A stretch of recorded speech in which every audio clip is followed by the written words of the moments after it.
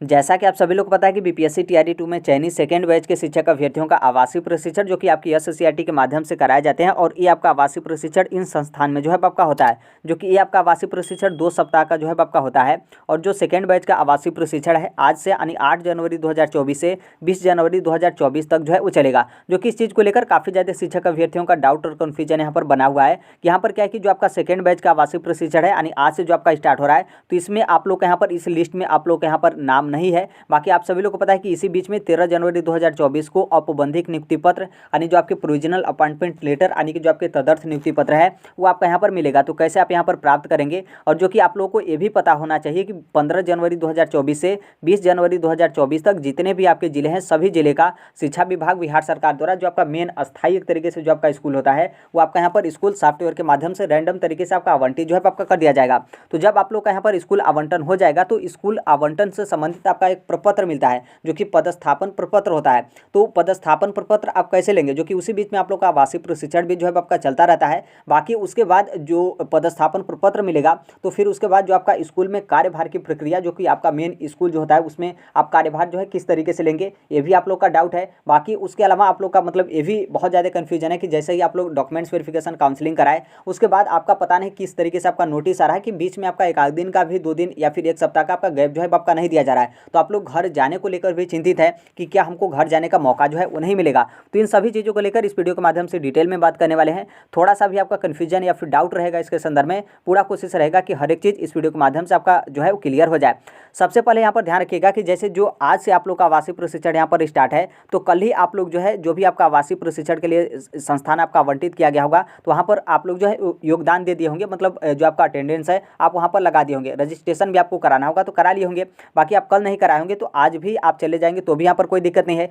बाकी आप 9 जनवरी को भी जाएंगे तो भी यहाँ पर किसी भी तरीके का दिक्कत नहीं है। मतलब जाने में आप थोड़ा बहुत 1-2 दिन का आप लेट कर देते हैं कोई दिक्कत नहीं है, लेकिन आप लौटेंगे 20 जनवरी 2024 को ही, क्योंकि आपका ये 2 सप्ताह का होता है। वो आपका अंतिम तिथि 20 जनवरी 2024 रखा गया, तो 20 जनवरी 2024 को ही आप यहाँ पर लौटेंगे। अब यहाँ पर देखिए सबसे पहले जैसे आज से आप लोग का आवासीय प्रशिक्षण है तो इससे पहले आप लोग क्या होंगे कि बीआरसी के माध्यम से आप ना किसी स्कूल में होंगे तो जो आपकी बीआरसी होते हैं बीआरसी के माध्यम से आप लोग को लिस्ट जो है वो दे दिया जाता है, जो कि लिस्ट में आपका मोबाइल नंबर भी शायद रहता है। मोबाइल नंबर नहीं रहता है तो जो आपका रोल नंबर रहता है, नाम रहता है, और जो बीपीएससी की तरफ से आपका कौन सा जिला आवंटित किया गया उस जिले का नाम रहता है, और कौन से जिले में जो आपका आवासीय प्रशिक्षण संस्थान है उसका डिटेल जो है आपका दिया रहता है। तो आपको तो पता चल गया होगा बीआरसी के माध्यम से आप लोग को लिस्ट जो है भेज दिया जाता है। और यदि मान लीजिए सेकेंड बैच में आपका यहाँ पर नहीं है तो आप यहाँ पर ये मत सोचिएगा कि आपका आवासीय प्रशिक्षण नहीं होगा। जितने भी चयनित शिक्षक अभ्यर्थी हैं सभी शिक्षक अभ्यर्थियों का आवासीय प्रशिक्षण आपका चलता है। बस इसमें आपका बैच जो है आपका मतलब बैच के थ्रू आपका बांट दिया जाता है, क्योंकि जो आपके एससीईआरटी के माध्यम से जो आपके प्रशिक्षण संस्थान होते हैं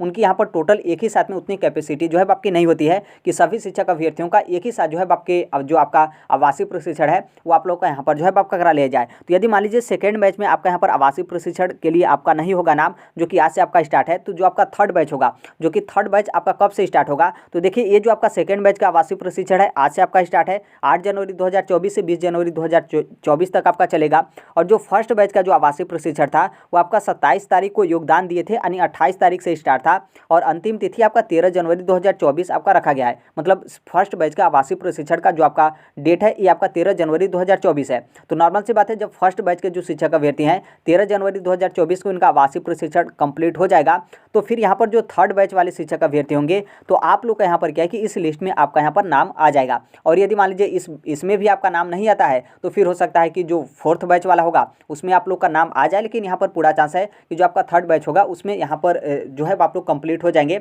या फिर नहीं भी होंगे तो फोर्थ बैच होगा, जो कि फोर्थ बैच के लमसम आपका जो सप्लीमेंट्री रिजल्ट वाले शिक्षक अभ्यर्थी हैं वो भी यहाँ पर जो है वो आ जाएंगे। तो इस तरीके से आप लोग का यहाँ पर जो है आपका प्रशिक्षण आपका चलाया जाता है। अब यहाँ पर ध्यान दीजिएगा कि जैसे यहाँ पर क्या है कि फर्स्ट बैच का जो आपका प्रशिक्षण स्टार्ट है आप सेकेंड बैच का वो आपका 8 जनवरी से 20 जनवरी तक चलेगा, और जो कि 20 जनवरी की इसी बीच में आप लोग का 13 तारीख को औपबंधिक नियुक्ति पत्र मिलेगा। तो इसमें कोई दिक्कत नहीं, आप लोग औपबंधिक नियुक्ति पत्र लेने आएंगे, फिर औपबंधिक नियुक्ति पत्र लेने के बाद फिर जो आपका आवासीय प्रशिक्षण संस्थान होता है उसी में आप लोग चले जाएंगे। इसमें आपका कोई दिक्कत नहीं होता है, आपको छुट्टी बाकायदा जो है वो दिया जाता है। तो आप लोग को यहाँ पर आना जो है पड़ता है, क्योंकि आपका जिले में मिलता है और जो आपका आवासीय प्रशिक्षण होता है वो आपका दूसरे जिले में कराया जाता है। तो इसलिए जो आपका बीपीएससी वाला जिला होगा उसी जिले में आप लोग का जो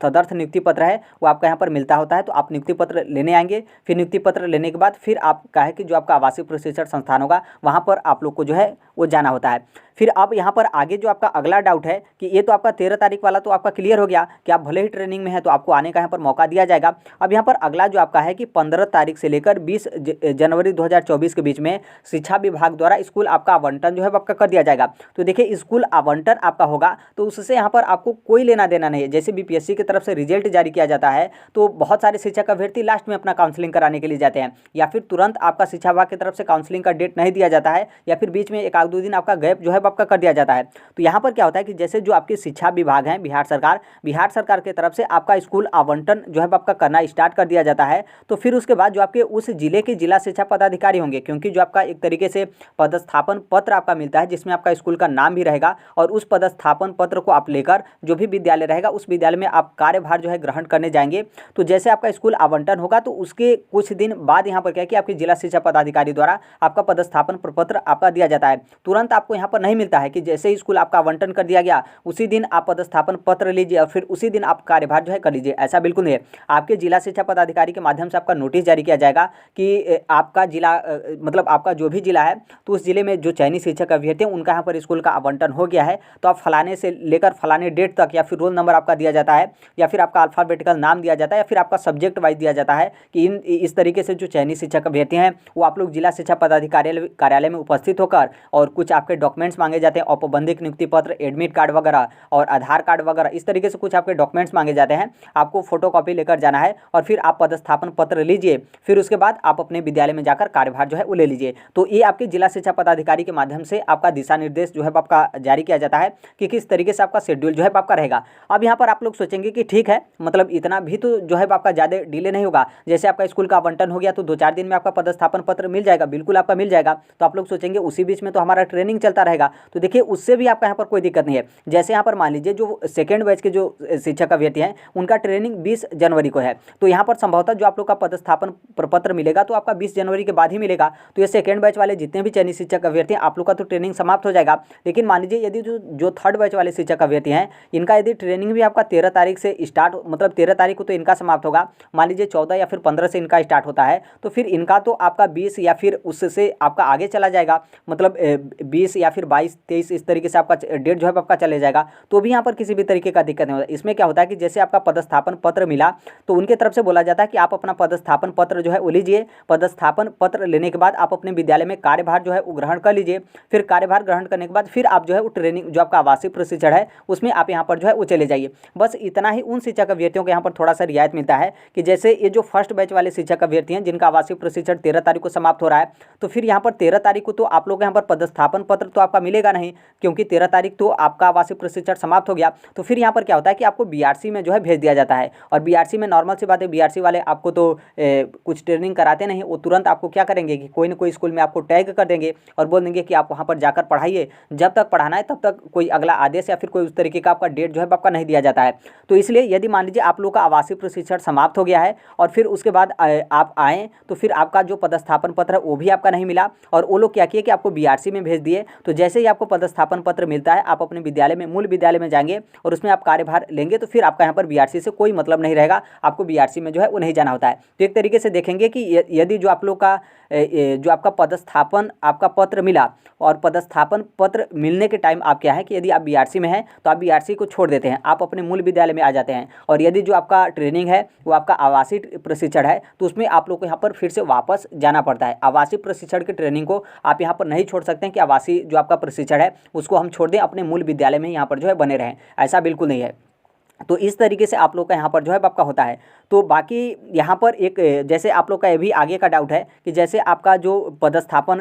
आपका जो प्रपत्र है वो आपके डीओ ऑफिस से मिल गया, जिला शिक्षा पदाधिकारी कार्यालय के माध्यम से, तो फिर क्या उसके बाद ही यहाँ पर तुरंत हमको विद्यालय में कार्यभार जो है वो लेना पड़ता है, क्योंकि हम रूम खोजेंगे या फिर घर जाना चाहते हैं, घर से हम सामान लाना चाहते हैं। बहुत सारे शिक्षक अभ्यर्थी उनको अलग अलग जिला आवंटित किया गया है, बहुत सारे जो चयनित शिक्षक अभ्यर्थी हैं वो अदर स्टेट से हैं, तो आप पूरा यहाँ पर आपको मैनेज तो करना पड़ेगा ना। तो देखिए यहाँ पर आप लोग का जैसे जो आपका पदस्थापन पत्र होता है तो पदस्थापन पत्र में क्या होता है कि आपको एक समय दिया रहता है। कभी कभी आपका जो समय होता है वो आपका सप्ताह भर का दे दिया जाता है कि आप ये यहाँ पर क्या करिए कि पदस्थापन पत्र लेने के बाद सप्ताह भर के अंदर यानी 7 दिनों के अंदर आप यहाँ पर क्या करिए कि विद्यालय में जो भी आपका विद्यालय मिला है उसमें आप कार्यभार जो है ग्रहण करना सुनिश्चित जो है करेंगे। या फिर कई बार क्या रहता है कि आपको 3 से 4 दिन का समय जो है आपका दिया जाता है, लेकिन यहाँ पर समय आप लोग को मिलता है 3 से 4 दिन का। जब आपका पदस्थापन पत्र मिलेगा और बोला जाएगा कि पदस्थापन पत्र जैसे ही आप लेते हैं तो 3 से 4 दिनों के अंदर जो आपका मूल विद्यालय होगा उस विद्यालय में जाकर आप अपना कार्यभार जो है वो करना यहाँ पर सुनिश्चित जो है वो करेंगे। तो यही जो आपका 3 से 4 दिन है यही आपके पास जो है वो समय मिलता है। यदि आप लोग का आवासीय प्रशिक्षण नहीं चलेगा तब, क्योंकि यदि आपका आवासीय प्रशिक्षण चलेगा तो जो आपका पदस्थापन पत्र होगा वो आपको लेने के बाद तुरंत आपको आवासीय प्रशिक्षण में जाना होगा। तो आप यहाँ पर ये भी कर सकते हैं कि जैसे जो आपका जैसे आवासीय प्रशिक्षण चल रहा है और आपका पदस्थापन पत्र भी आपका मिलने लगा तो आप पदस्थापन पत्र मत लेने जाइए, क्योंकि ऐसा नहीं कि आप जैसे पदस्थापन पत्र मिला आपको तुरंत लेना ही आपका कंपलसरी है, ऐसा भी आपका नहीं होता है। आपका 1-2 दिन का ट्रेनिंग आपका बचा हुआ है तो 1-2 दिन का आवासीय प्रशिक्षण आप कंप्लीट कर लीजिए, फिर उसके बाद आप अपना पदस्थापन पत्र लीजिए। और जब आप पदस्थापन पत्र लेंगे तो उसके 1-2 दिन का बीच में आप यहाँ पर गैप मार सकते हैं और फिर आप अपना घर वगैरह से आकर फिर अपने विद्यालय में कार्यभार जो है ग्रहण कर सकते हैं। देखिए आप जैसे आप पदस्थापन पत्र लेंगे और फिर विद्यालय में कार्यभार जो ग्रहण करने के लिए भले ही आपका 3-4 दिन का समय मिलता है तो आप इसमें गैप करेंगे तो इसमें आपका ही नुकसान होगा, क्योंकि जैसे आप पदस्थापन पत्र लेंगे, पदस्थापन पत्र लेने के बाद जैसे ही आप जिस दिन विद्यालय में कार्यभार लेंगे तो उसी दिन से जो आपका सैलरी होता है वो आपका यहाँ पर सैलरी काउंट होना स्टार्ट हो जाता है। तो आप यहाँ पर समझ सकते हैं, आप यदि प्राइमरी के भी टीचर होंगे तो आपका एक दिन का सैलरी 1000 रुपये से जो है आपका ऊपर होता है। तो आप यहाँ पर आपका सैलरी डेली का 1000 से ऊपर जो है आपका बिगड़ने लगेगा। बाकी यहाँ पर जैसे आप लोग का कार्यभार है, यदि आप लोग विद्यालय में कार्यभार लेने के बाद आप यदि आवासीय प्रशिक्षण के लिए चले गए तो आप लोग सोचेंगे कि हम तो विद्यालय में काम नहीं करें तो क्या हमारा सैलरी कट जाएगा, तो ऐसा बिल्कुल नहीं होता है। यदि आप लोग विद्यालय में कार्यभार ले लिए और जो आपका आवासीय प्रशिक्षण है तो आवासीय प्रशिक्षण में आप चले गए हैं तो यहाँ पर क्या है कि आपका सैलरी काउंट होता रहता है, वो आपका सैलरी किसी भी तरीके का कटौती आपका नहीं होता है। बाकी जो अभी लोग आप लोग आवासीय प्रशिक्षण में होंगे तो फिर उसके बाद जैसे अभी आप लोग का जैसे अभी आप लोग आवासीय प्रशिक्षण में होंगे तो इसका आपका सैलरी नहीं मिलता है, बल्कि आप कार्यभार लेने के बाद और फिर आवासीय प्रशिक्षण में आप जाएंगे तो वो आपका सैलरी काउंट होता है। तो इस तरीके से कुछ आपकी प्रक्रिया यहाँ पर होती है। बाकी बहुत सारे शिक्षक अभ्यर्थी अभी कह रहे हैं कि ये जो आपका सेकेंड बैच वाला आवासीय प्रशिक्षण है तो क्या हम इसमें घर भाग जाएं, मतलब घर क्या हम चले जाएं, कोई दिक्कत नहीं होगा। तो देखिए ऐसा बिल्कुल नहीं है। आपका जो बीआरसी के माध्यम से जो आपका स्कूल तय किया गया है उसमें यदि आप यहाँ पर कुछ इधर उधर 2-4 दिन आप इधर उधर कर देंगे तो कोई दिक्कत नहीं होगा, क्योंकि बीआरसी के माध्यम से जो आपका स्कूल होता है उतना आपका मायने नहीं रखता है। लेकिन ये जो आपका आवासीय प्रशिक्षण आपका चलता है तो ये आपका काफ़ी ज़्यादा मायने जो है वो रखता है। तो इसमें आप छुट्टी नहीं मार सकते हैं। बाकी आप यहाँ पर क्या है कि आपके पास बहुत ज़्यादा इमरजेंसी है, बहुत ज़्यादा आपका समस्या है, आपको घर जाना है, फिर कहीं जाना आपका अनिवार्य है, वहाँ पर जाना आपका ज़रूरी है। तो यहाँ पर जैसे क्या होता है कि जो आपकी आवासीय प्रशिक्षण है आप उसमें चले जाइए, वहाँ पर जो आपके डाइट प्रचार या फिर जो भी वहाँ के प्रचार वगैरह रहते हैं आप उनसे अनुमति मांग लेंगे, बहुत अच्छे रहते हैं वो लोग, दे देते हैं। तो 1-2 दिन का वो छुट्टी जो है वो दे देंगे, कोई इस तरीके का दिक्कत नहीं। आप यहाँ पर आवासीय प्रशिक्षण में जाएंगे तो आपको बहुत ज़्यादा छूट जो है आपका मिला रहता है, बिल्कुल एक तरीके से आप स्वतंत्र, मतलब आपको स्वतंत्र की तरह जो है आपका रखा जाता है। तो आप वहाँ से उनके अनुमति लेने के बाद आप जा सकते हैं। बाकी इस तरीके से आप अपने से जो है वो चले जाएंगे तो ये आपका काफ़ी ज़्यादा दिक्कत होगा। कई बार आपसे स्पष्टीकरण जो है मांगने लगते हैं कि ये जो शिक्षक अभ्यर्थी इनको आवासीय प्रशिक्षण के लिए भेजा गया तो अभी तक ये जो है क्यों नहीं आए। तो इस तरीके से आपका होता है। बाकी उनसे आप अनुमति मांगेंगे तो आपका हो जाएगा। बाकी यहाँ पर जो आपके आवासीय प्रशिक्षण है इसमें कुछ फीमेल कैंडिडेट हैं जिनको यहाँ पर दिक्कत होता है। जैसे आप लोग का क्वेश्चन होता है कि क्या जैसे हमारे बच्चे हैं तो क्या उनको भी हम यहाँ पर रख सकते हैं,